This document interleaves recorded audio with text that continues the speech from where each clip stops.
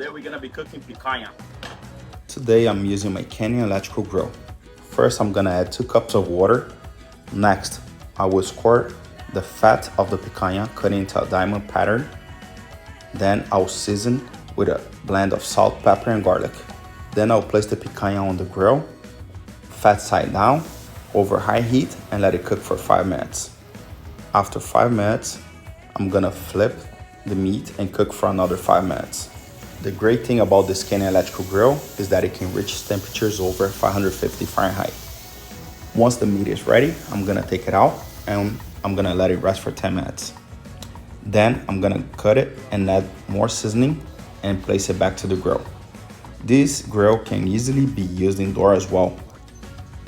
I'm cooking this picanha medium, but once the meat is cooked to your desired temperature, you're gonna take it out of the grill and let it rest for 3 minutes before cutting it.